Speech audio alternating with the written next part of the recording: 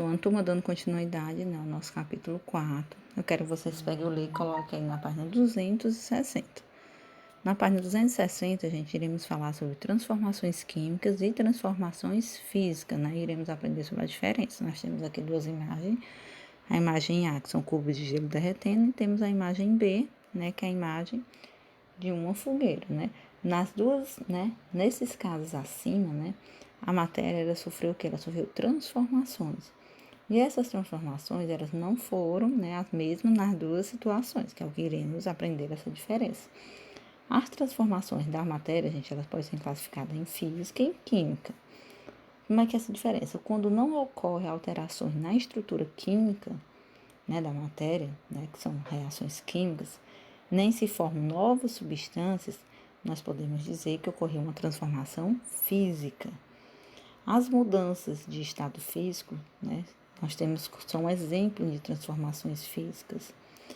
Outro exemplo de transformações físicas, a gente pode citar, são papel sendo rasgado, a questão de vidros quebrando, dissolução de sal na água.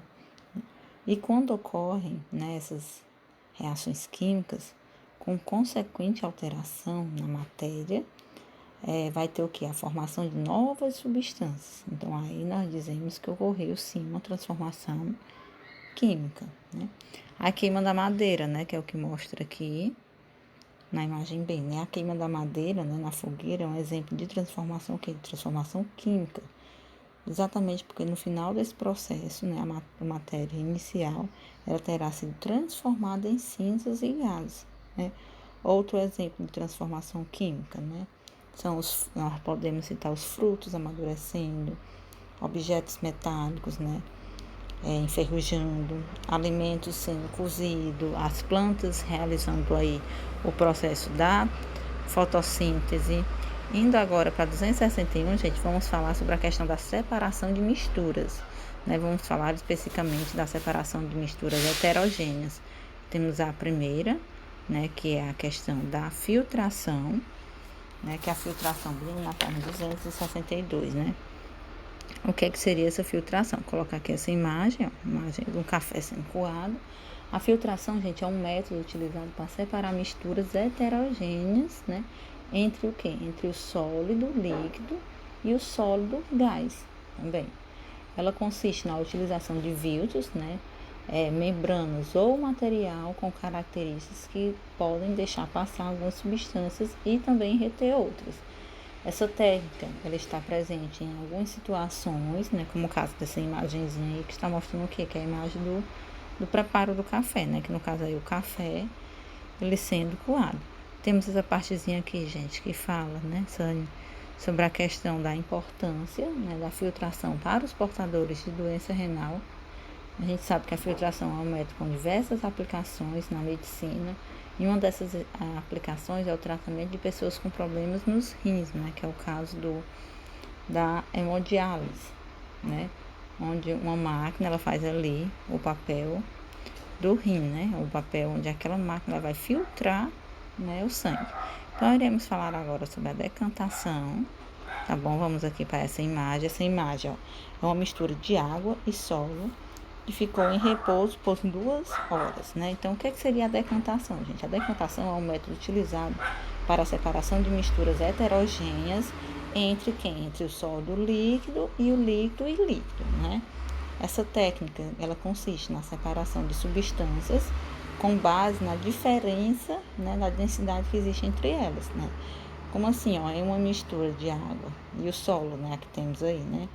As partículas que formam o solo, elas apresentam densidade maior do que a água, né? E por isso, elas vão fazer o quê? Elas se depositam no fundo do recipiente após ficar o quê? Um certo tempo ali de repouso, tá bom?